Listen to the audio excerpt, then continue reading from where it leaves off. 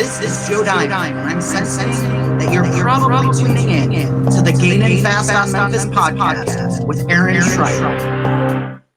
Welcome to the Gainin Fast on Memphis podcast with Aaron Schreiber, brought to you by Arlo Revolution. Each week, Aaron connects melodies and memories with fans and artists from all genres of life. When all else in life is gone, only music will be left to leave the legacy of life's adventures. Please welcome your host for the Gainin Fast on Memphis podcast, Aaron Schreiber. What's going on, everybody? Give you guys a little teaser video tonight. Get you ready for tonight's episode. It's gonna be a fun one. So let's go ahead and let's see if we can get this to work without an echo. Bring you on real quick.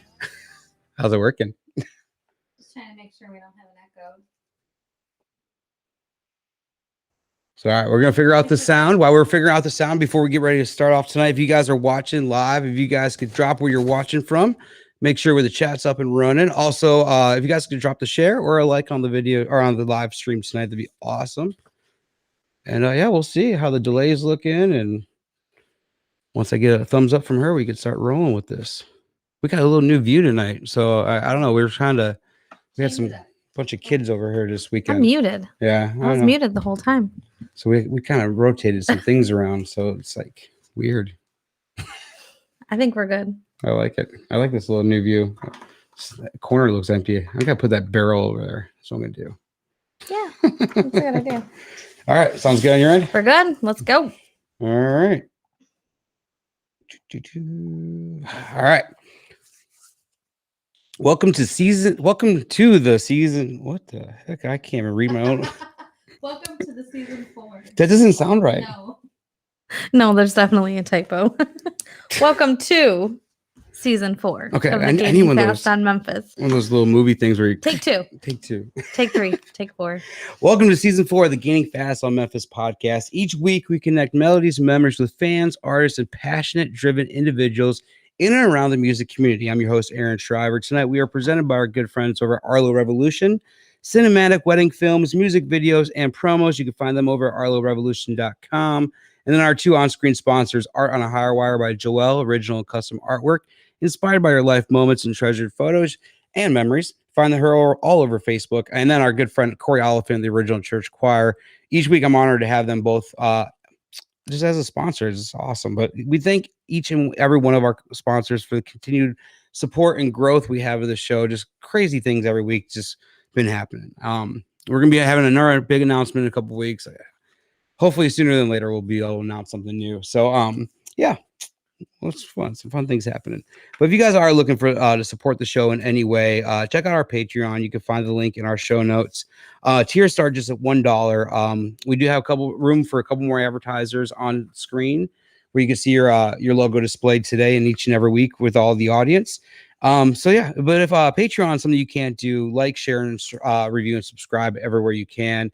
If you have an iPhone, we ask every week if you just hit that Apple Podcast app, scroll all the way down, give us a little 5-star review at the end. That really helps boost the show a little bit more. So, but yeah, if you guys are listening to this back on any streaming services, remember, join us mostly on Tuesday. We pushed it back this week at night, but join us every Tuesday and interact with all the guests. It's kind of fun. So, speaking of Patreon, we will throw up our giveaway this month, or our little freebies, we call it. I'm still working with everybody to try to get Trey Lewis on. Dude's busy, man. He's blowing up right now. Just really busy. So we're working on it. I want to get him on soon. But we do this. We're giving away next week, actually. So yeah, if you are a private sponsor or higher on our Patreon, you are automatically entered into the win a Trey Lewis prize pack, a couple shirts, a hat, koozie, some stickers. I mean, there's gonna be a lot of good stuff in there. So I cannot wait. All right. I think that's good on all that. So before we kick into the show tonight, just a little snippet. If you are watching live, I started going through some old t-shirts. I'm wearing this shirt today. I mentioned on my Instagram a few minutes ago that I'll tell a quick little story. Yeah, the camera angle is a little weird tonight, so you can't really see the shirt all the way. I got this thing in the way. We'll figure that out next week. I'll move some things around. But so when I was like, I don't know, 12, 13, this is before I ever went to a concert.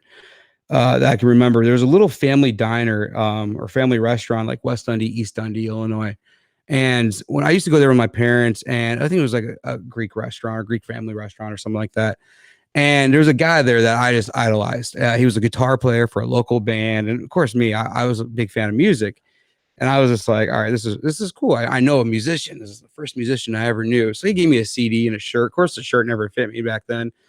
And then when I was going through all my stuff, I found this shirt yesterday. So I was like, I got to rock it, because the craziest thing is a couple years ago, I was booking for an event in Wisconsin at the Brat Stop. And I came across this, and this guy's name was really unique, and it was a name you never forget. And when we came across this band called Sacred, and if you follow my paranormal team, we've had Sacred out with us a couple times, and there's amazing band. But the name was Stelio, and I was like, holy crap, I know that name. And a guitar player named Stelio owns a restaurant in Milwaukee. I was like, this can't be. So I hit up the restaurant's Facebook page, and I was like, hey, is this so-and-so? And I'll be damned, is the guy I idolized when I was like 12 years old, running a 5 o'clock steakhouse in Milwaukee, Wisconsin. We went up there, got to meet up with him and talk with him. And that was kind of like the first musician I ever fell in love with. So it's kind of cool when I found this shirt yesterday, because it's probably 25 years old or so. And it's the only shirt, I think it's probably the only one that still exists of this band, but they were called Brando's Charm. And I still have the CD somewhere. I'm going to find that CD. I know it was signed by him, and it was pretty cool. I don't know, little side story I wanted to share, but we're going to go ahead and bring on tonight's guest now that I shared that. But if you guys ever in the Chicago area never hear that band again, I think they might actually do some shows again, some coming up. They're pretty good. So, but all right, guys, tonight's show is going to get really interesting, because this guy has one of the coolest basements I've ever seen in my life. And actually, I think the first time I ever met this guy, you introduced me to him because you found his show on TV or something. Or I think it was years ago. All right, guys. Let's see. Tonight we welcome in podcast host and Club 400 owner Stu McVicar. McVicar is a diehard Chicago Cubs fan who has transformed his basement into ultimate Cubs fan man cave. The motto Cubs fans helping Cubs fans is a staple to what Stewart believes or brings to the table, and I can't wait to find out how his love for a sport and team has brought him to help so many in need at the end. So we're gonna go ahead and welcome him on, Stu McVicar, right now.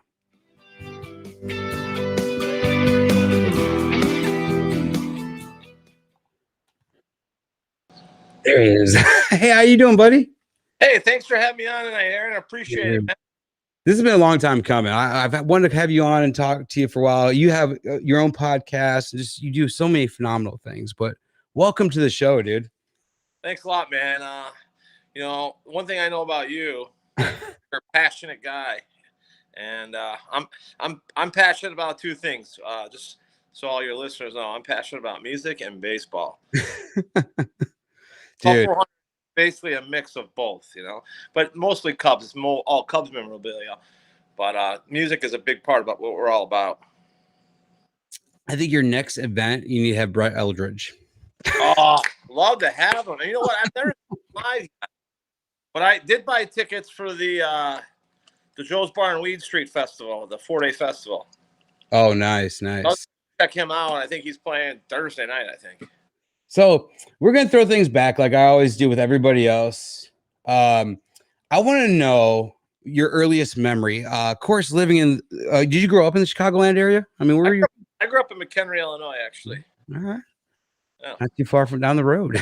Pretty much lived there until I got married. That's I lived next door. I was born on a street, and then my parents bought the house next to me. And I pretty much was there. I guess they wanted to keep a close eye on me. And I was a late bloomer. I didn't get married till I was 36. So then we moved out here to Lake and Hills, where I reside now. And McHenry, Lake and Hills is what, 5 minutes, maybe? No, about 25 minutes. There's Crystal and stuff. Yeah, it takes me to go to McHenry from here. It takes about 25 minutes. Ain't too bad. I grew up in Carpentersville, so not too far from you. So, yeah. And I lived out in Carpentersville probably until we moved here. I mean, I lived in Mississippi for a couple of years, and then we moved out this way. Hey, by the way, congratulations on the weight loss. I did not that journey, because I can appreciate that journey, because I'm in the same boat you are. I lost like 60, 70 pounds, and the hard part, Aaron, is maintaining. But congratulations. I mean, it takes a type of person to dedicate themselves, because that is a voyage. It's a trip. It's not easy to do. Yeah, I just saw some change. I changed some medicine. I saw some changes, and I was like, you know what? And then that's when I quit drinking around then. And I just had to do some things, man. I started eating differently. I don't. Drinking, I mean, that would be unbelievable.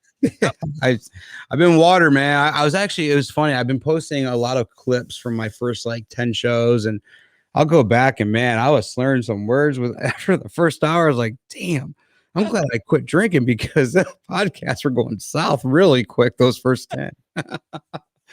So, but all right, man. But you're a diehard Cubs fan. Same thing with me. I got the tattoo on my leg. I was born into the Cubs family through my grandfather. He was probably as far back as I remember WGN, and Harry Carey was always on his TV. And a cool story real quick about that is he had a ball that my cousin got signed by Harry Carey. I was at the game with my cousin today. He got signed. My grandfather loved Harry Carey, and they gave him that ball. And he always told me, I was a trouble kid, dude. I wasn't I was in trouble always in senior class. But my grandfather's like, if you graduate on time with your class, I'll give you that ball. He goes, I know how much it means to you, and I know how much Harry Carey meant to you. I'll give you that ball if you graduate on time. So I straightened my shit up, and I ended up graduating on time. The only thing is, when I graduated in June, he passed 4 months before in February, so he didn't make it all the way to my graduation. But the morning of, my grandma gave me this box, and in the box was a note from my grandfather with that Harry Carey ball. No way. And I'm like, dude, it still sits over here on the wall. But that to me is like the biggest Cubs story, and like I just love that. But when I was reading and researching for you, dude, I would not be here. I would not be a Cubs fan if it wasn't for Harry Carey, man. His love and passion for I always say his love and passion for the game radiated out of the TV and into my soul. Once I saw Harry get excited one time, I was done. Well, I was reading that. So you're turning in to watch Superman or on was probably a Saturday or Sunday cartoon or something. Wanted to watch that, and all of a sudden here comes Harry Carey yelling at you through the TV, and that was a whole different kind of superhero. He changed my life. He really did. I mean, my dad was, he's a working class man, always trying to provide for his family. He was pretty busy with work. He starting his own businesses and stuff. So he wasn't into sports, So I luckily, happily, I fell into exactly right, Aaron. Someone's doing the research. Yeah. I mean, I was watching Superman the cartoon. One day I turned it on and there was a game on, and I had no clue about baseball, but I still remember to this day there was a line drive down the line. It's like this. There's a line drive down the line. 1 run is in. 2 runs in. Oh, here's another guy coming around third. Here's the throw. Save. I'm like, holy crap, what is this old guy getting all excited about? I'm like, what the hell's going on here? You think he was going to have a heart attack almost. He's excited. There must be something to get excited about, but I love it. Didn't know anything about the game. Didn't know the rules of the game. That was the first time I was introduced to baseball was from Harry Carey. And then the next thing, I signed up for Little League. I didn't even know how to swing a bat. Oh, man. Didn't know how to catch or anything like that. And it was ironic because our first Little League team was the Cubs. And I was like, I knew when they got me, I was, I was a handful. I was the 14th kid on the 14th team, Yeah, that was me. I was the last guy. I was the guy they needed to spend a lot of extra time with. But yeah, it changed my life, And then, we started going on road. My mom used to take us on road trips, and where we used to stay in the hotels, and we get to meet the players and get autographs, and it's really been part of my life since I was about 8 years old. Yeah, it's been awesome, man. Yeah. Well, I was in 1981. I wrote down when you first watched your first game. I was born in 82. I want to say I probably was, 84, 85 is why I wanted. So I was like 4 years after you or so, 4 or 5 years, not too far. But I mean, I still remember going, like, I still to this day, dude, like my grandfather would stuff hot dogs at me. And I don't eat hot dogs, dude. I can't even, like, the smell of them just making me sick. I ate so many hot dogs when I was a kid. But the minute I step in Wrigley Field, I got to have a hot dog. Just that smell of that Chicago hot dog inside Wrigley. It reminds me of my grandfather, and I want it. I need it. I mean, I don't think at Wrigley they serve a Vienna beef hot dog, but yeah, a Vienna beef hot dog with all the right trimmings is better than a steak. He said that. There's a great hot dog is better than a steak at a Ritz. I don't know who said that. There was some famous guy who said that, but I kind of believe that. I mean, I get these hot dog cravings sometimes where it'll be like the middle of the day and I run to my local hot dog joint. Where do you go in Lake in the Hills? Where's your local spot? I go to Coastals a lot, which they have Okay. Coastals Euros. They're pretty good, and pretty lucky to live by Portillo's, but no one wants to wait. Mine used to be out there. I don't know if I think they're different now, but Luke's and then Scooby's out on was it 62 or not 62, 31 or something out there? Yeah. In the day, Scooby's was a hot one. Big time. So, all right, man. So when you guys so just growing up, diehard Cubs fan, and you're probably like me. I have a little bit of Cubs memorabilia out. I got a lot more packed away, but I just never really threw things away when it came to like Eric Church memorabilia and everything else. And a lot of people like ask me about like when I have people down here and just aren't you worried about this? I'm like, not really, because a lot of this ain't valuable to a lot of people. I mean, I know your stuff's a little different too, but a lot of it's personal items that you've just collected over years. And I'm sure you have totes hidden in closets that won't fit out there. But collecting over the years, what was the first thing that you really kept that you thought, hey, this might be something one day? I mean, it's hard. Like when I said we would start going the whole games on the road, and we were primarily getting cheap bats autographed or pieces of paper and stuff like that. But as far as like the first item that I ever got that I think I was truly excited about, the '84 team that was kind of got me sucked in, Yeah. And but I got an autographed baseball that Ryan Sandberg signed for me, and then I think that was like my first ball that I'm like, oh my God, I can't believe I got a Ryan Sandberg autographed baseball. And I mean, it just went crazier from there. Funny thing is like a great thing about Club 400 is a lot of the items down there are indeed, you're correct. They have memories behind them. They have thoughts. They have certain situations, and that's the cool thing about Club 400. This stuff is not just purchased and put on the walls. This is a true diehard fan that collected it. And that's why, like, when I come down here and I look at stuff, I think about the past and the history and just all the unbelievable things that, because of a Cub fan, I got to experience. Yeah.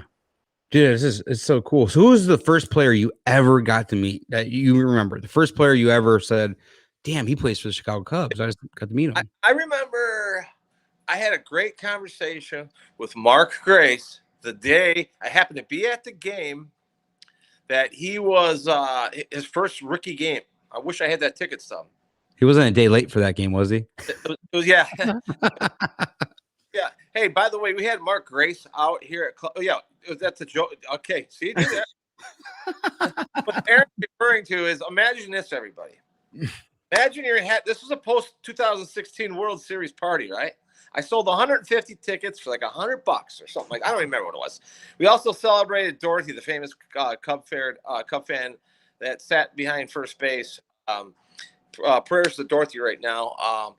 But anyways, so we sold these tickets. We got the food. We got the drinks, and everybody's here. And my brother is in charge to go get Mark Grace. He's in charge to go pick him up.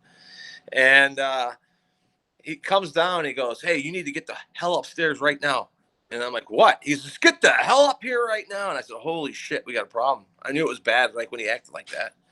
So I go upstairs and he's like, hey, dude, Mark Grace is still in Arizona. I'm like, holy shit. I'm like, you got to be kidding me. How do I fix this? Mark Grace was probably, I love Mark Grace. So it was probably, make a long story short, we had to do 2 parties. So it cost me, I lost money on that party, obviously. Right.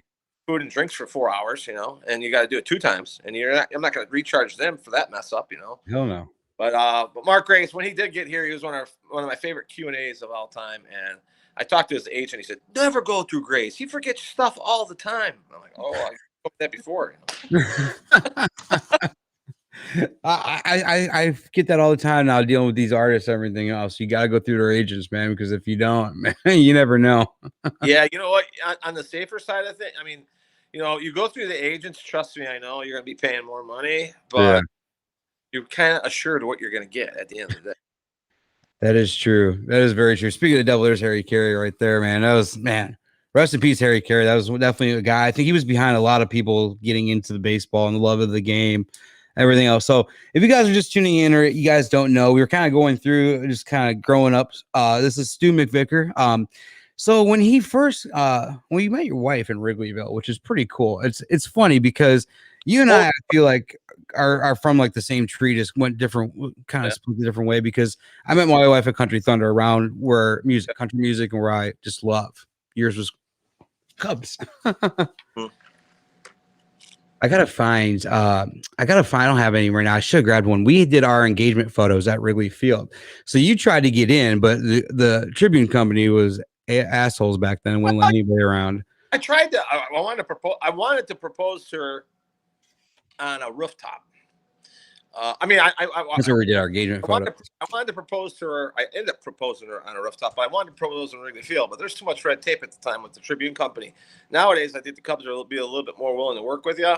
So I ended up proposing, overlooking a rooftop over Wrigley Field on a game day. So it was pretty awesome. So yeah, this is she just gave me this. I don't know if you could see it or if the camera could see it. This was actually our save-a-dates. It looks like a Cubs ticket. But it has our pictures were on the rooftop overlooking a snowy Wrigley Field. And it was pretty cool. It's funny you found that. Hey, I just want to let your listeners know, too, I became friends with the owner of the rooftop, Aaron. I can get you up there, buddy. You know, maybe you and your wife can go to a game. But WrigleyView.com, they donate to Club for 100 Charities, and Aiden runs that place. You can go to WrigleyView.com and get tickets for any game this year, pretty much. And they have great food and drinks up there, including, I got to bring this up, Club for 100 beer. That's awesome, dude. Yeah, I saw that you had your own beer. That's so cool that you went and did all that. So we have the pictures on the screen, too, of what Stu did. So he met, like I was saying, met his wife in Wrigleyville. They had a Cubs-themed wedding. Phenomenal. So tell me, out of a Cubs-themed wedding, what was the coolest thing you had? We had a cake from Wrigley. We had a Wrigley Field cake. I just remember that. You don't remember that? We had a Wrigley Field cake at our wedding. I just now remember your that. groom's cake. Yeah, your groom's cake was a Cubs cake. Was Wrigley Field. Mm-hmm. I forgot about it. Look at that. So what was the coolest thing you had at your wedding? You know what? I'm glad you asked me, because I thought about it right away, right when you asked me. But my aunt made the centerpieces, okay? Mm-hmm. She passed not too far thereafter that. But our centerpieces were basically foam Cubs hand, you know, and with some, you know, decorations around it. And then all our tables were different players. So you're at the Mark Grace table. So we had 8x10s in there, autographed, you know. Hell yeah. Oh, I forgot how we did it, but one person could take it home with them, you know. But it was really, really creative. And my aunt did such a great job. And she gave me the greatest compliment I could ever got. After our wedding, we had our wedding at Patrick Haley Mansion in Joliet. And she goes, "Oh my gosh, when you asked me to do those centerpieces, I thought, oh my God, your wedding is going to be Redneck Central, man." And she's like, "You pulled it off though. Like, those centerpieces were perfect for the setting."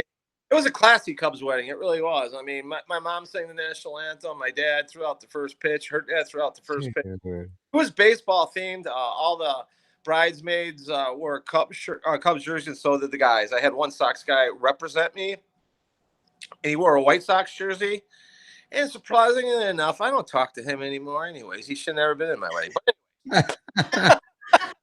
My wife was a Sox fan for the first, I don't know, 15 or 10 years or so that we were together. I still honestly credit Chris Bryant for making her a Cubs fan, because he was so nice to our kid the first year.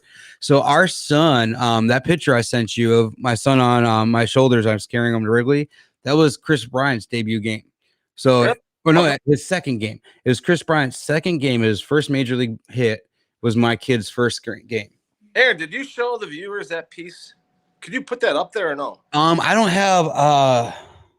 Because I think like that piece. Before we started, I was talking to Aaron off the air here, and he showed me some pictures. Go grab it real quick.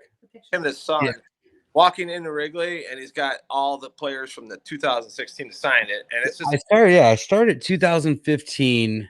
Early 2015, I ended at 2016. I actually got the one time I got a VIP Cubs pass. I got on the field and got a few autographs. But this is the picture. It actually is 2016 Chicago Cubs guest pass. That's funny.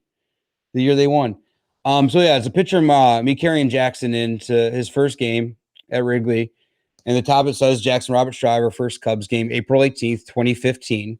So, and then, I got Fergie Jenkins on here too. Look at that. I started getting this with the 2015 team, and of course they won in 2016 when I'm still getting it. So I have everybody but Lester and Madden on here, which I don't know, pretty cool. I had a list at one point of how many was on here. I think there's probably like 50, 60 autographs, but man, Arrieta, Addison Russell. That piece right there is perfect because it's about you guys and it's one of a kind and no, you'll never see anywhere else. And that's the kind of stuff I like to, the personalness of behind it, I loved it. And who was man, I forgot his name. God, I wish he was a troublemaker in 2015 when Jackson's game. He gave us that ball. So he signed a ball. You know how players aren't supposed to sign while the game's going on. It's like in between innings or whatever, he grabs a baseball and he looks up and he goes, "What's his name?" and points to my kid and signs the ball and gives it to him, right? Because we were sitting front row behind the bullpen. Oh God, I wish I got the ball on the wall. Oh, but I forgot what his name was. But he's a relief pitcher. Been Wrigley this year or no? What was that? Have you been Wrigley this year? No? Not yet. We haven't really now with everything. I know they just now opened the capacity up a little bit more. So we're hoping to get there with the boys soon. If you need help with tickets, let me know, buddy. All right, we'll do, man. Yeah, I saw them open that up a little bit more. So get a pot of 3, for face value, whatever, Oh yeah, man. Oh, that'd be awesome. We'll definitely let you know. So what? Avery's been to a Brewers game, a Brewers Cubs game in Miller Park. Avery hasn't been to Wrigley yet. Yeah, we haven't taken Avery to Wrigley just yet. So yeah, I keep on getting I love getting sidetracked. But so after you met your wife and you guys started searching for houses, it was kind of funny because another reason why we were very much alike, and I think we come from the same cloth. When I was shopping for a house with my wife, the first thing I would do is go downstairs and like, all right, what can I do down here? Can I have a stage? Can I have this? Can I do this? Can I host a party? Who can I have? What can I do down here? A lot of the houses we looked at, I was like, nope, we're not doing this. Nope, we're not doing that. She's like, I love this house. I'm like, the basement sucks. I'm sorry. You ended up building your own house. Did it get to the point where you're like, all right, I can't find one that I could call home. I have to just build it. I mean, what came to that point where you moved on to building? Well, it was we were looking. We actually did it all in 1 year. As far as we got married, bought a house. I mean, it was a hectic year. I remember getting 3 speeding tickets that year, and worried I was going to my life because of, I don't know, maybe the stress and just being rushed around and everything. But we bought our house in April and got married in September. Oh, so you know how that's challenging and fun at the same time. But yeah, so this place, when I saw this basement and it was pretty lucky. Lisa's brother is an architect, so he pretty much I told him what I wanted, and he sketched it out and put together a blueprint and everything.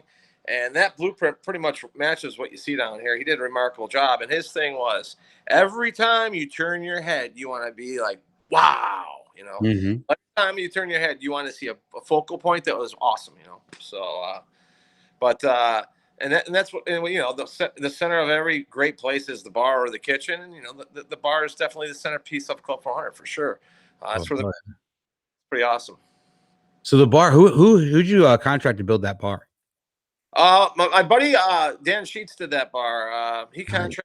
I contracted him. This is a one of a kind bar. It has 50 bats, and every fifth bat is a black bat, and the black bats represent all the Hall of Famers. Most of the black bats. Most of all the bats are signed down here. I did leave some open for future Cubs down the line, but so yeah, that bar basically has 50 autographed bats. Maybe like 44 to be exact, but I'm saving a few, but it's pretty cool. It's shaped in the sea. I could show it to you guys real quick. Well, I got a picture on the screen right now of it too. Oh, okay. Yeah, but let's see it. Yeah, hey, we're look at this, guys. We're getting our own personal tour. See, we got that here, and we can watch 3. I have 4 different feeds we can watch from, but bar's pretty cool. We got all these autographed bats here. And they get knocked off. The nice thing about the bar is it's kind of funny because people are so worried when they knock a bat off, but it's kind of like it was built like that on purpose. Like we want it to be like, you might kick off a baseball bat. Who cares? It's part of hanging out and doing different things. But got to show you this too. While I'm moving around, I'll probably go. A gift from Cubs owner Tom Ricketts. Look at that. Yep. Life bobblehead. Dude. Rizzo actually came. Obviously, he came here and signed it. Yeah, that's why I heard he wanted to see it, so he ended up coming and signing the wall. And dude, that is so cool to have him there. Here's Kerry Wood jersey. Look at that. So yeah, when all the players come, we have them sign the wall. So that's really cool, man. That's really cool. So Stu ended up finding this house or building this house, and the basement is 2,300 square foot. It was built in 2008. He started building the basement in 2009. It took about 4 years, and was it your 40th birthday is when you launched the whole basement. As you can see, just past one of the organs right there. That is one of 4 original organs from Wrigley Field. Yeah, we're lucky to have it too, dude. And I'll tell you what, just for the music fans down here, my buddy, who was our friend, who I met through doing our podcast, Club 400 basically helped get him a job, thanks to Crawley, my good friend Crawley. But he did his audition tape down here on that organ, and now he calls Wrigley Field his new home for a job. So it's pretty cool. Dude, that is amazing. Johnny, if you're watching, I don't think you are, but he's the best. So it's kind of cool. So cool. Kind of cool, Aaron. I can go to a Cubs game, right, and be like, Aaron, I bet you the next song he's gonna play a Pearl Jam tingle, right? I'll text him, say, hey, hit me up with a little Pearl Jam, He's done a lot of different things like that for us. That is so cool, man. You guys see, you gotta get some pictures to Eddie Vedder of this place, man. Tell him, hey, you gotta come check this out. Well, I actually met Eddie Vedder, Eddie Vedder, and Eddie owes me a visit here at Club 400. And the thing about it is Eddie's coming to Club 400. I don't think it's going to be like an advertisement where you see Club 400, yeah, Eddie Vedder and you buy a ticket. I think Eddie Vedder is going to come, hang out, bring some friends and party type situation. But my main goal is to get him signed on when we raise the $1 million. So yeah, that's what if you need a butler for that event or anything, let me know. Yeah. You'll clean your toilet. Yeah, I'll clean the toilets, whatever you need, man. The goal is basically just to get Eddie out here and then be like, hey, Eddie, our $1 million is our goal for our charity, and we're at over $500,000. So I'm thinking like maybe in the next 4 to 5 years we have a festival type party, a big one. Maybe Brett Eldredge plays to that. I don't know. I want it to be big and I want it to be huge, and I want it to raise a shit ton of money. Oh yeah, man. So yeah, this basement is just phenomenal. In 2013, you won MLB Man Cave of the Year, which is one of the top. I mean, just phenomenal. Just have that. But at the end of the day, what I really like about what Stu's done with this whole thing is he decided to start using it for good. I mean, he builds this amazing museum of Cubs memorabilia and everything else you could think of. But one of the first times when was Ricketts, the owner of the Cubs, was going to come out, you had a buddy that needed a new prosthetic, was it? Yeah. And you ended up raising money, like what, $40,000, I think I heard, or somewhere in that ballpark, just for your buddy. Yeah, Nick Sheridan, we raised, I think, around 31, 32. Help from Kevin from Old Bridge. I just thought of him, but he passed away. But yeah, that's what started it. Basically, when I started, I opened up this basement. Think about this, Aaron. And I'm sure you have a lot of projects going on all the time, but think about a 4-year-long project, and that's all you talk about to your friends, but you don't let them see a thing. My friends were getting driven crazy by me talking about this basement, but them never able to see it. And it got to be to the point where, man, I just need to get this thing done. I need to press hard. I need to press forward. So I set the deadline for my 40th birthday, because I'm like, I can at least have 10 really good years of partying down here. Not that you'll fall apart at 50, but I'm thinking I'm still in my prime kind of, Yeah. And so, but when I showed it to my friends, and by the way, we did open it on my 40th birthday party, I had more than a couple of people come up to me and say, you need to do something. You got something really special here. Do you know what you got here? Oh my God, what are you going to do with this? You got to do something with it. You just can't let it sit here. The goal was basically to build the best place to watch Chicago Cubs when I could not be at Wrigley. And one of the things, Aaron, is I don't know about you, but when I walk through the gates of Wrigley Field, I leave outside the door. I forget about my worries, my problems, everything. And for 3 to 4 hours, it's pretty much sunshine, hopefully some good Cubs baseball, cold beer, and hot dogs. I like how when I walk into a concert, dude, the minute they scan that ticket stub and I walk in, and I mean, same over, thing. Right? Everything, all my outside problems are gone, and I don't think of any of that. This is a whole new world. So yeah, I mean, the way we kind of started here was I took like 20 pictures, and I went to the Cubs convention. They used to have a thing early in the morning, Meet the Ricketts. I put it where Ricketts was going to sit, sat down, waited. Ricketts gets up, puts the pictures in his pockets. I caught the fish. I knew I caught the fish right then and there because all I had to look at these pictures. So sure enough, Sunday he sees me, waves me over, says, I want to come see your place. I saw a picture or two, but I did not know you went to that amount of detail and extreme. So he's like, here's my card. And I'm like, holy shit, the owner of the Chicago Cubs wants to come to my house to see my basement? Are you kidding me? You know, I was always shocked about that. So he's like, here's my card, whatever. So then Nick came over, and that's kind of a longer story, but we'll cut that short. But so yeah, I was like, you know what? We need to get Nick new prospects. Let's have an event. Tom Ricketts here. That's what started Club 400. Since then, we've had over 30 players come out here and tons of Chicago celebrities. We've had unbelievable times here. And you know what, Aaron, I know what you appreciate the most, and what I appreciate the most is not only are we raising all this money, we're giving the fans of the Chicago Cubs a unique experience that they can't get anywhere. Yeah. 2,300 square foot room with beer, food, and music and drinks, and you're hanging out with a ball player. That's when you get to know these guys. You get to know the people behind the uniform. And you know what? We've formed really good bonds with different players. You know, the older players are great. I mean, they, you know, especially those 80, 84 guys and 89 guys. We announced we're going to have Sean Dunston here in August, so I'm looking forward to that. But hell yeah, you guys finally announced it. I didn't know. When I was listening to the podcast, you said that was the first one you were supposed to have when the pandemic hit. I didn't know you guys announced that he was coming. I'm going to, depending on the date, I might have to come out for that one. Yeah, I don't have the date set, but I reached out to Sean. I said, Sean, you were the last event we were going to have. Yeah. COVID hit. Yeah, it's a year and a half later, whatever. Sean, we'd like you to be the one that starts it off, you know. Let's restart here, you know. And so we're going to wait it out. We're going to have Sean out here. We're going to do some other great things. We're always busy. Like last night, we did a live show, and we sent this girl named Heather, who's she's dying of liver cancer. We sent her to a Dream Day at Wrigley last week, and it worked out phenomenal. A lot of people helped out. Joe from Obvious Shirts and people within the Chicago Cubs organization, and we literally made this woman's day. I couldn't believe it. Like, we did not know until the day of if we were ever going to pull it off. But that's the definition of what we do. If you want to know what we do, we are Cub fans helping Cub fans. We're all about giving back to the fans.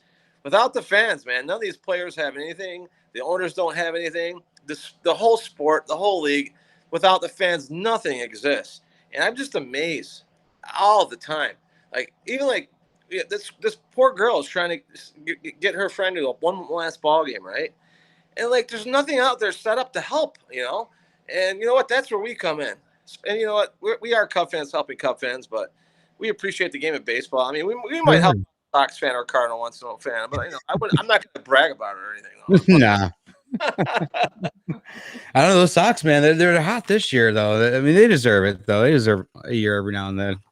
Yeah, for 15 years, they deserve it. You know. You're mentioning Kerry Wood was your first player out there. But more than just having players out there and everything else, when I was kind of doing the research for this episode, seeing that you actually were able to host the trophy in your basement, how cool was that, and how did that come about? Well, that right. So when I had Ricketts out for our first party ever, right? And I was like, holy shit, now I'm holding the mic and he has to listen to me. I put him on the spot, Aaron, just like I did with Ian Happ. That's another story. But I put him on the spot and said, hey, Tom, I know you're going to be the man that brings the World Series to Chicago, and you're going to have plenty of parties to go to, and you're going to probably be on Oprah and, you know, all these TV shows. But when it's all said and done, you make one last stop and you come out and celebrate us with the fans at Club 400. And in front of everybody, and they're all holding their phones up, he says, I'll do it, and I'm bringing the trophy. So always had Aaron put someone on the spot. You know, I mean, that's why Eddie Vedder's coming over. We put him on the spot too. Right? Sometimes you got to step on toes. Why not? Yeah. So it's pretty awesome, though. That's really cool to be able to have the trophy out there. We went and saw it. We were at a VFW in Gurney, and we went out there and took Jackson out to see it and everything else. It's just really cool to be able. Yeah, you know, it's something they worked so hard for. You know? Well, I always, you know what, people ask me like, I have a lot of great moments here. I mean, so many. I have so many memories. and so many great stories. I really do. I could write a book. I should write a book. I really should. But I don't like writing. But one of the great stories is, I was preparing like for the World Series trophy party. I was preparing for that so hard. We raised money for a boy in Marengo. We raised like $36,000 for him, and so that's when the party that Tom came over, and like I was so busy, working on the details of the party. I didn't really think like that the World Series trophy was coming to my house, and then the World Series trophy came in a separate car with bodyguards and stuff. Yeah, carry it down here, right, and they take it out of its box. It has this master big case to it, and I see it in my basement, man. I'm like, holy shit! I'm like, the World Series trophy is in my basement. How the hell did this happen? Wow. And, dude, one of my prized possessions down here in Clubful Heart is this. I'll take and show you real quick. Oh yeah. This is simple. There's a lot of items down here, but this is that's a picture of Lauren here holding the World Series ring, Tom's ring. Oh wow. This is the picture of the World Series trophy with my family, with Tom signing it. And then there's a personal note down there that he sent me after the event. So yeah, it's pretty crazy. That's so cool. That is pretty neat, man. That is what you've done down there is just phenomenal. Just it's amazing to see. So, if you guys have is it still on Netflix right now? Before I announce this, okay. Yeah, we're still so, Amazing Interiors. If you guys have Netflix out there, go to Amazing Interiors on Netflix, and you can watch an episode with Stu's Basement. I know my wife brought that up a couple years ago, and we were able to watch that and everything else. A quick story before we move on to our sponsored section of the show that I shared with Stu earlier on the phone before the show tonight. So if you're ever in high school and you wore a shirt that you weren't supposed to wear and you got in trouble for it, I had one. I don't know, it was kind of funny. It said like free hand lotion, pump here, and it had an arrow pointing down. We'll save that for another day. But the one that I want to talk about is sophomore, junior year, around 98. I wore a shirt and no one knew it was a Cubs shirt, I don't think, but it said "We Got Wood" on it. And yeah, I got in trouble for it at school. And I think my mom she probably threw it away or something. As I'm researching for this podcast tonight, I come to find out that this guy is one responsible for the "We Got Wood" shirts, which is just unbelievable, dude. So in 98, you guys decided to throw this on a shirt and go to Wrigley, huh? You know what? We were hanging. This was the emergence of Kerry Wood before the 20 strikeout game. There were some flashes of brilliance even before that. But one of my buddies, we were just drinking beer in someone's basement, and like Kerry was mowing down a few batters. He's like, "We got wood! We got wood!" Which is a Revenge of the Nerds reference, if you recall. And we're like, "We got wood! Holy shit! That'd be awesome! Make T-shirts, and and then we'll put K's on the back, and you could flip them around, and that'd be."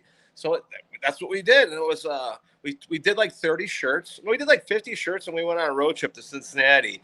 And literally, people were wanting to buy them off our back, so we knew we had something. So we immediately went home.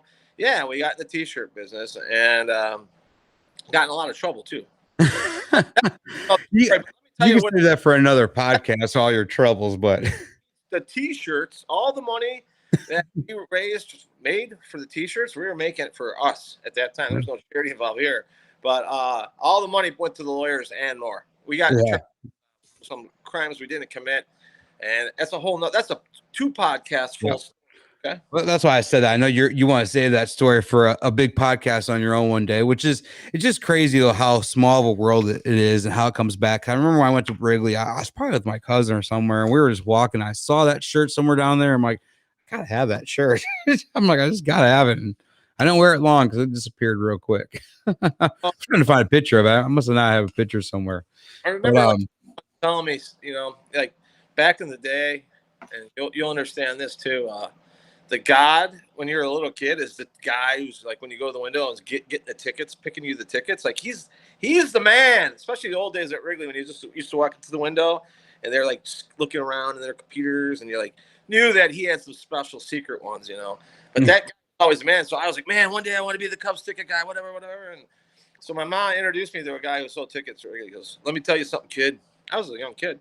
So don't ever work for the Cubs. Don't have anything to do with the Cubs. If you love the Cubs, keep them the Cubs. Because once you start working for them, you're going to end up hating them. And I go, that's probably a good point. So, anyways, we did the T-shirts, and it turned out really bad. And you know what? It ended up souring some things for me. But it's like, it's kind of funny how Club 400 became, because it could have just ended at We Got Wood, but We Got Wood is basically the start of a whole bigger story.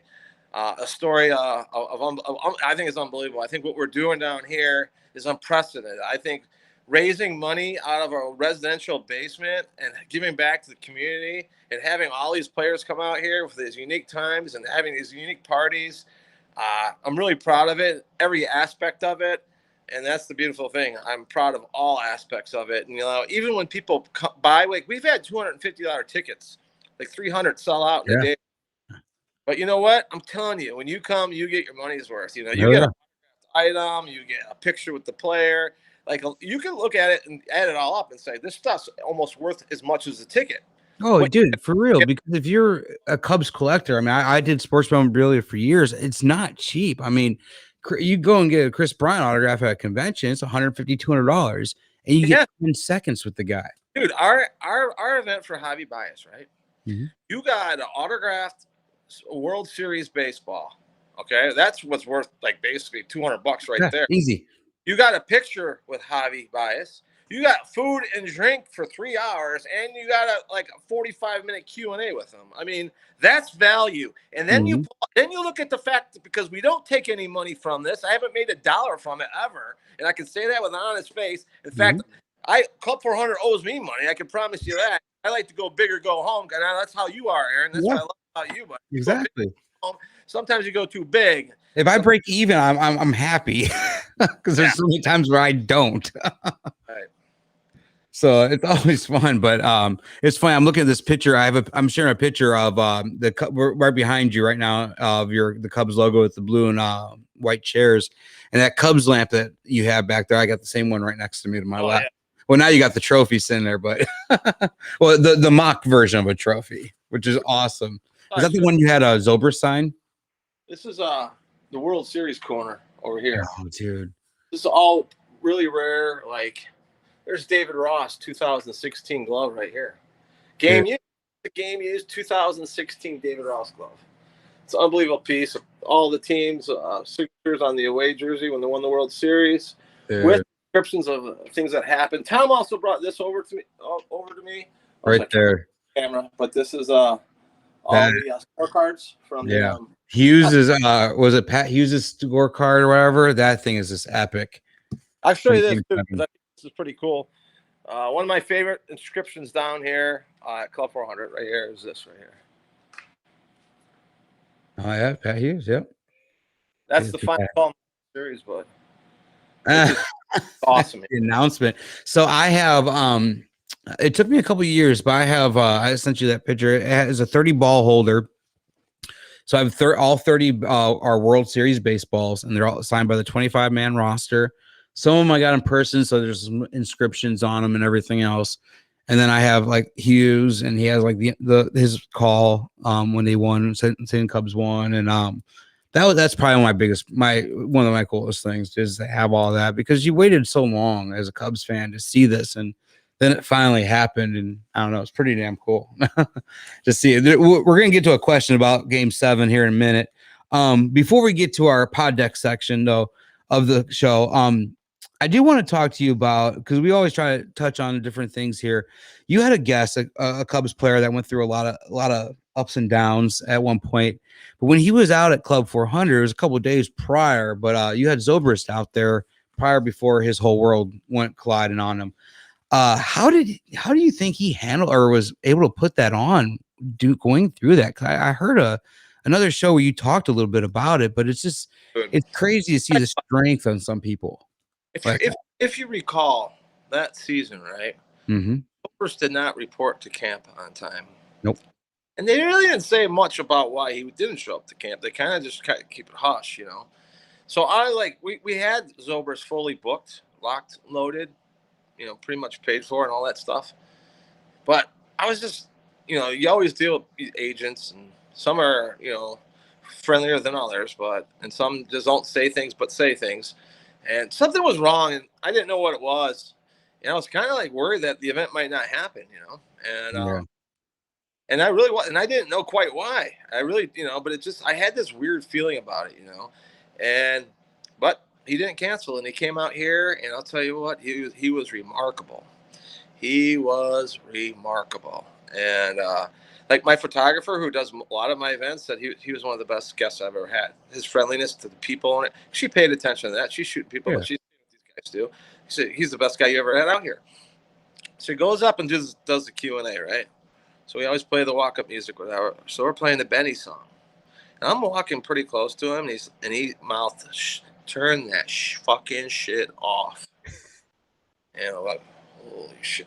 Now it still went on because like it was happening right then and there. It wasn't like the guy who was playing the music even saw it or heard it, So it continued to go on, but he said it, and then but he was awesome. He handled himself like a true professional, and he was so good to the kids, and he's so good to me. I want to have him back actually. Have him enjoy himself a little bit more. That was a big event with a lot of stress.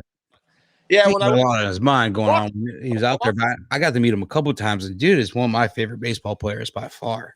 Yeah, I think we can get him to come back out because I think he enjoyed his time out here, and we showed him a lot of love, but yeah, when he was walking out of the door, man, it was like as soon as he walked out of that door, like he was like on his cell phone, and like he was just I could tell. Like it was weird because I walked into his car and stuff, and like he just got in his car and shut the door, and I'm like, whoa, so then I knocked on the window. He's like, "Oh my God, dude! I was like, sorry, my mind's in a different place." So I mean, it was like I saw a little something going on, and then honestly, he played the next day. Then he played 2 more games after that, and that was done. Then he was September or August, whatever it was, So he never really came back after that, did he? After he left the team, he came back for like a couple games or something, but he was pretty much done after that, right? Yeah, back for the rest of the season, and then that was it for him.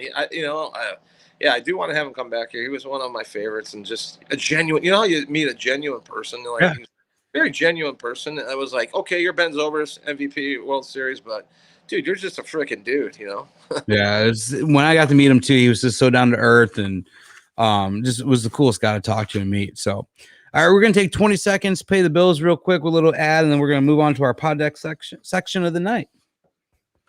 This episode is powered by Pod Decks. Pod Decks are unique interview questions and episode starting prompts in the palm of your hand. So whether you're a new podcaster or existing broadcaster looking to grow your audience and have more meaningful conversations, you're going to want to check out Pod Decks. Now, if you want to get 10% off your order right now, you can go to poddex.com and type in coupon code. What's the code? Fast on Memphis. Yes, that's the code. Check out poddex.com. Take your podcast to the next level. All right. So it's pretty cool. I was going through these this deck of cards earlier, and one of them actually was Cubs related. And I think I know the answer to the first question, but where were you when the Cubs broke the curse? And I say it like that because it was actually what they said on the card. I never thought it was a curse to begin with, even though I do have a stuffed goat sitting over here. But were you in Cleveland that night? Yeah, I did. I had I wanted to go out there. I was torn because, part of me wanted to celebrate it at Club 400, but like at the same time, I had to be there for it. So like I made the decision of, okay, we'll have game 6 here. And if they win, then we'll just drive the next day. And that's exactly what we did. And drove there the next day and bought tickets. I think I paid $1,800 a ticket. My mom got a free ticket, actually, thanks to Carol Haddon. But we went down there, had the night of our lives. The only problem was anybody that was down there that night can tell you, it was late that night. By the time people got out of the stadium, the bars were pretty much closed. And there wasn't anywhere really to go to celebrate. And we went to the casino, and they wouldn't even sell beer there. So we're like, man, this sucks. We can't even get – but that was a nice thing. We woke up the next day and drove home completely sober. But it was remarkable to be there. A lot of memories from that night. I don't think I'll ever go to a better baseball game than that. Oh, hell no, dude. Yeah, just to be there and to see that was probably phenomenal. So I would love to have gone to Cleveland. There was no way I was going to be able to afford a ticket or anything else. So the Tom Ricketts guy is. Tom Ricketts invited me to like the private party before Game 7. So we were on a rooftop in Cleveland, like a fancy hotel's rooftop, hanging out with all the greats, Ryan Sandberg, Billy Williams, and all that stuff. So, I mean, he thought ending for you. He thought enough of us to invite us to that. I'm just a fan, you know. But yeah. That's like a storybook night, just the whole thing. Yeah. So I actually was at Wrigley. We started off in a bar in Wrigleyville, and then around 7th inning, they cut off all alcohol sales at every bar around town. So I still remember I got the video. I was right outside the marquee, and I couldn't really see any of the TVs. We're trying to look in the bars, and no one had cell service at all. So we didn't know what the hell was going on. But it was kind of like, it was pretty cool because you hear on the video, it was like a wave. And you would hear from like a block away, like some cheering, and then it would get closer and closer and closer. And then everybody started cheering. And just a minute as it got right by us, the screen, the marquee flash, Cubs win. And everybody started going crazy by us. So somebody got tipped off a little bit earlier. They must have been on delay with TV or saw it. But it was pretty cool, man, being down at Wrigleyville and just being there with everybody and seeing the celebration afterwards. And it was wild. Yeah, man, it's like I was also torn. Like, I want to go to want to be in Wrigleyville, but yeah, at the end of the day, like I was like, I have to be there because I won't regret it if I'm there. That was kind of what I planned, and it was the best decision I made my entire life. Hell yeah, man! Our next pod deck question is: in your opinion, what makes baseball so great and nostalgic? Baseball is life, you know. I mean. Some people can accuse baseball of being a slow-paced game, which it is. I get bored sometimes myself, but like every game is like has a story to it, and it's a different story every single time. And it's when you love your sports team, the happiness you get from a win is unbelievable. And my brother used to say when I was a little boy. Anybody in the neighborhood could tell if the Cubs won or lost because if they won, I'd be outside playing. If I lost, I'd be in my bedroom because I was like, when they lost, I was like completely devastated. I took every loss like it was the end of the world, and I still kind of am like that. I agree, man. I agree. I gotta get back out to a game. I'm hoping this year I get to a Cubs game. I gotta get back into sports. I was talking to a guy or a customer at work the other day, and I feel like this pandemic. I know you and I were talking on the phone earlier, and how you said the pandemic kind of put a halt to your podcast for a while. I just feel like for me, I lost a lot of interest in sports during all this, and I need to get back out there to get it all back. Because when I started watching again, it's when they were piping in all the fake noise and had the fake crowd. I was like, I can't watch this. Like, I just can't. Fans make the game, and it doesn't matter what sport it is. Fans always make the game. I mean, with music too, I believe. So I gotta get out to a game and get that fever and get that itch back again. I'll tell you, a thing I'll never forget from the pandemic. I don't want to remember the pandemic at all. No. If we can get over thinking about it, the better off we're all going to be. I think Americans have short-term memory, so we will rebound. But I remember going down to a Cubs game. They had that 60-game season, 30 game at home, 30 away. Mm-hmm. And I went to the Cubs White Sox game. I think it was Cubs. Cubs White Sox, I believe. And it was a Saturday. The game was at 6:00, and I was walking Clark Street. I walked the streets. I actually went live on my page, and it was a ghost town. You're talking a beautiful Saturday in July. It's an hour before the Cubs game, and every place is empty. It's one of the eeriest things I hope to never experience again, Yeah. But that's what I always remember from the pandemic. We tried to make the best of it, but yeah, the games, there's so much stuff that people were dealing with. Sports actually did go in the backbone, especially when you're not playing real seasons and stuff. Yeah. When you're not playing legit seasons that can't compare to other seasons, well, to me, I mean, it takes away from the baseball is a game of numbers. You respect numbers, and it's like in NFL, you had players opting out and stuff, and it's like, all right, I'm opting out myself then. Exactly. So, all right, we're gonna play this next game. It's called Rapid Fire Hot Seat. It's a 60-second rapid fire game. It's 10 quick questions. First thing that pops in your mind, just go ahead and shoot it. Your first cassette tape you ever owned? Beastie Boys. Hell yeah. What's your hometown famous for? Oh, shit. Me.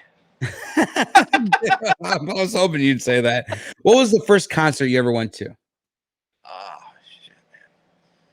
The first one I remember was LL Cool J. Hell yeah, dude. I mean, I want to track back that.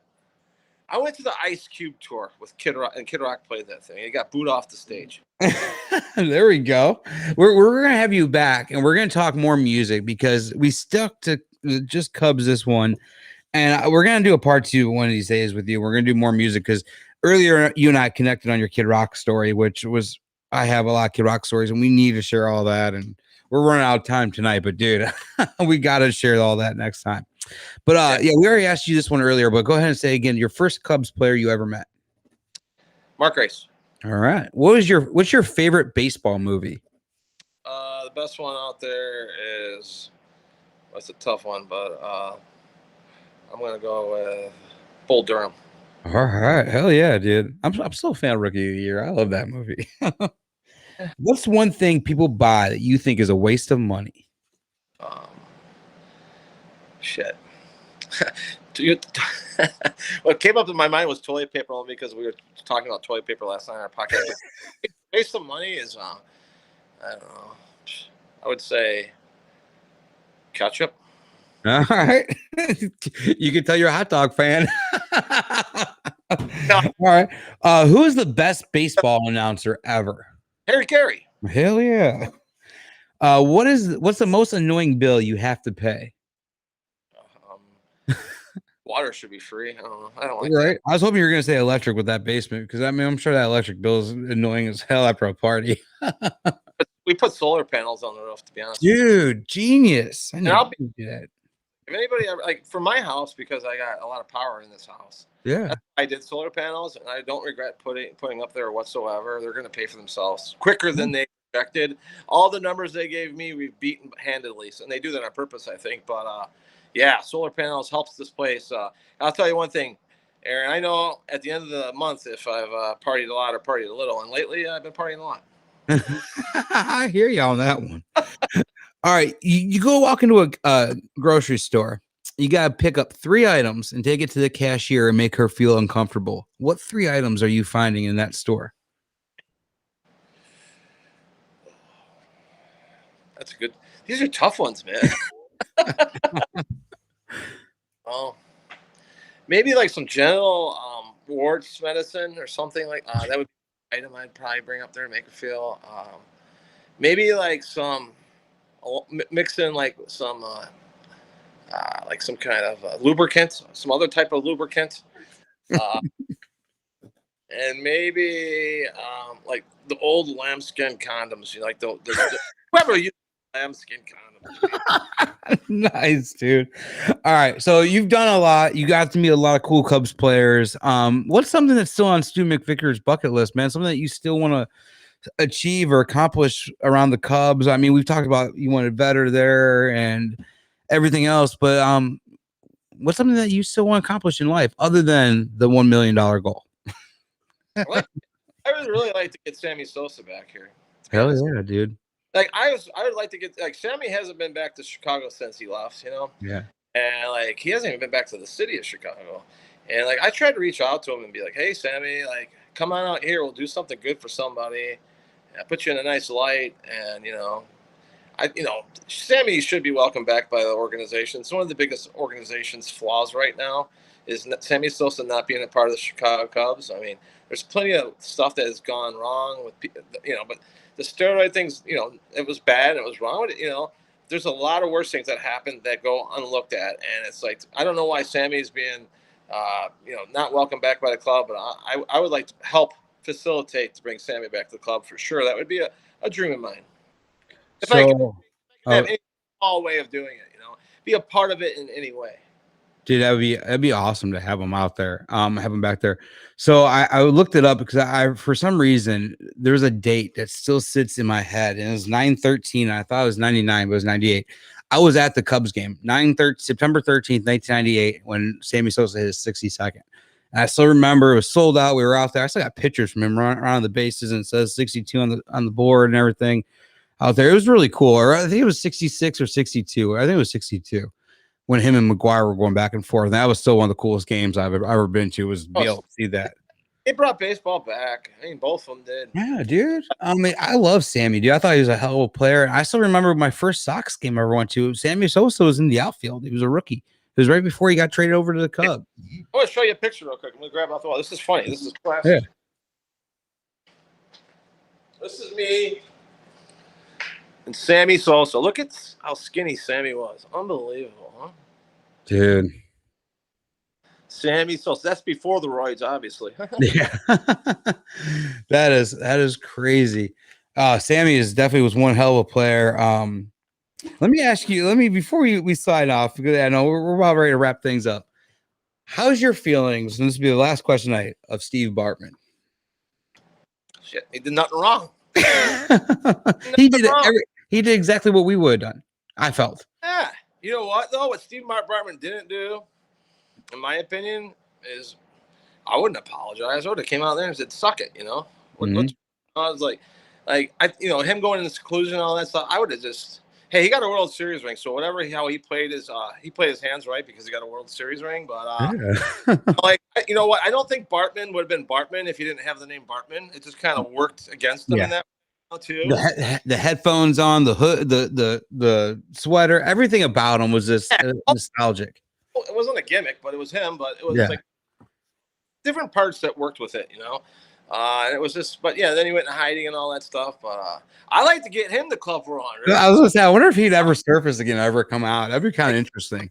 Like if he ever APB out to Steve Bartman, if you ever want to come out and do something for charity where I don't make $1 and you can give money to charity or do whatever you want, I'm your guy. I'm the guy, Steve Bartman. Yeah, my commercial and pitch for Steve Bartman, right? Yeah, I don't know. I mean, I'd love to see where he is again, or hear from him, or know what he's doing, or if he ever went back to a Cubs game or anything. So I was just curious. I mean, because if you guys have never seen the story on TV about him, they hid him in someone's house after this game until the Wrigleyville cleared out. It was like an employee's house of Wrigley Field.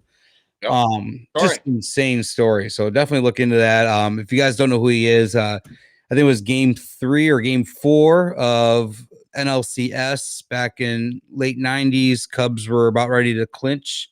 Game 6. 7 outs away, I think. That was game 6, right? No, because we were up 3-0.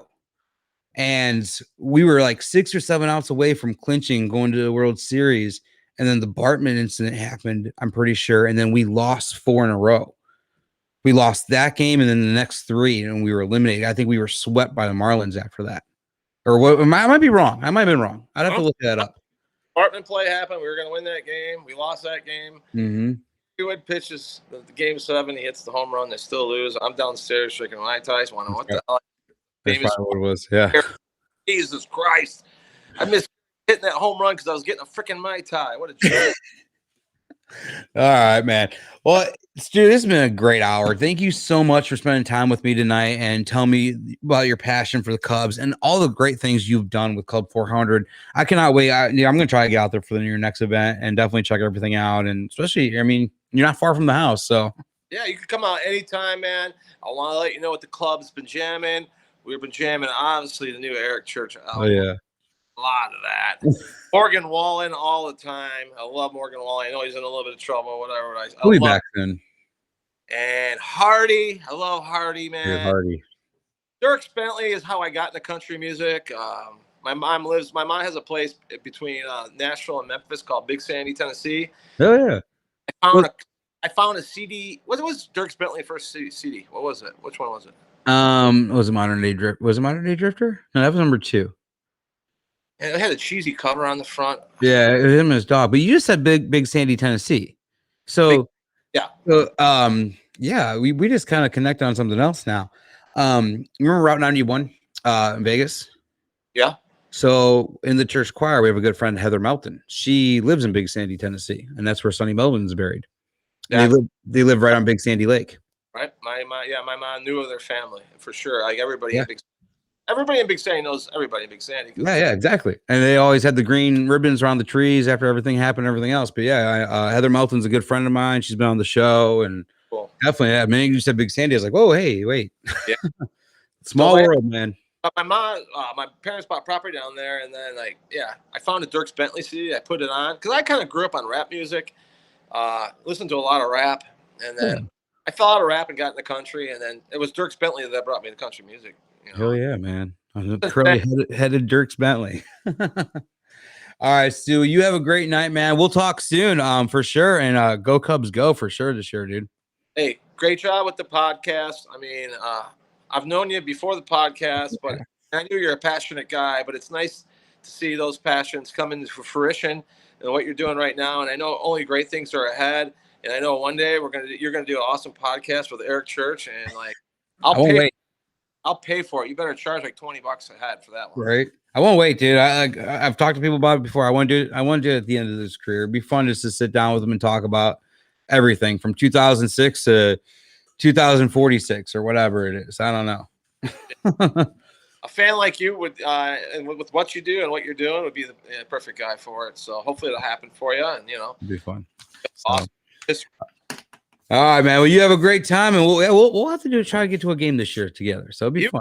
Let me know anytime, guys, and make sure you go if you're in the Chicago area. Check out Club 400 Lager. It's available in Jewel's, most of all your liquor stores, Arminetti's. Proceeds from the beer do go to our charity, Crystal Lake Brewery in Crystal Lake, Illinois. Dude, that is so cool, man. I might have to grab me a 6-pack and put down here. I don't drink anymore, but I might have to put it on my Cubs wall. Tell you what, just get a real cold one, take a sip and spit it out. But it is actually the beer is a smooth lager. It's a beer made for all 9 innings. It's a beer that you can drink 5 to 6, 7 at a time on a nice hot day. It's a shower beer. It's a lawnmower beer. It's your everyday beer. It is Club 400 beer. Hell yeah, man. All right, so you have a good night, man. We'll talk soon. All right, man. Thanks for having me on. You guys have a good evening. Thank you, dude. Okay, all right, guys. Oh, that was fun. Let's go ahead. What's up? Hello. You still awake over there, right? Yeah. So, guys, thank you, guys. That was fun. What did you think of him? I think he was cool. It was cool. Yeah, I bet he's right. He should write a book. I bet he's got lots of stories. Oh, all the Cubs stories, all the players he's met, and everything else. So when we were talking about Zobrist, he was when he went through that divorce with his wife and everything. It was right before he left the Cubs and checked out. And so yeah, but definitely, I met Stu through the Cubs and through his love of baseball, but then finding out his love of music, and we'll have to go out there sometime. It's crazy how everything's so like. I want to know where everybody parks. I wish we would have asked him that. So I read somewhere where he had an agreement. So it was kind of like how we were used to do stuff here, and we did the cash bar, and you can't charge for people to come to your house. You can't do this type thing. So he ended up working it out with the town of Lake in the Hills. And so I know like the day of events, people could park on one side of the street, and yeah, it's crazy. I mean, I was gonna ask him his capacity too, but we're gonna have to have him come back on. So just some cool stuff. Oh yeah, for sure. But yeah, I don't know. I wonder how much. I mean, it probably costs about the price of another house. Probably a small fortune for that basement, I would say. Oh, I'm sure. I'm sure. I can only imagine. It's got probably like if I had all my Eric Church tickets and how much it costs, I'd probably be divorced. He'd probably be divorced if they ever added up his bills. At least it was spread out over a long period of time. Yeah, that's true. All right, guys. So I want to thank you guys for joining us tonight on episode 85 with Stewart McVicar. Just watching this guy and everything he's done, it's just been phenomenal. Just from starting it with helping out with his buddy, get a new prosthetic, to all the other charities he's brought in and the experiences that he's created. Like I've said before, I've spent $150 to go to a convention, $200 to go to a convention just to get an autograph on a jersey or something like that. And you spend 10 seconds, 20 seconds with the guy while he's signing it, and you might lean over the table and get a picture. He's creating an experience for fans, especially Cubs fans, to come out to his house and actually spend some time with them, get a personal autograph, do a Q&A, just some really cool stuff. So I love to see what he does. And if you're in the Chicagoland area and you're a Cubs fan, definitely go check it out sometime. August, he has Sean Dunston. Maybe we can kind of do some things, get some songwriters out there and play some time and kind of put two and two together, sports and music. So, yeah. But next week, we are getting back on track of our musical journey here on the podcast. And we got a good one. We got a fellow Illinois guy coming on. So we'll see you guys then. Gainin Fast on Memphis podcast with Aaron Shriver is brought to you by Arlo Revolution. As we close the book on another chapter, remember, music gives a soul to the universe, wings to the mind, flight to the imagination, and life to everything. Next week, Aaron connects more melodies and memories with other fans and the artists they love. Thanks for being a part of this musical journey, and we'll see you next time on the Gainin Fast on Memphis podcast with Aaron Shriver.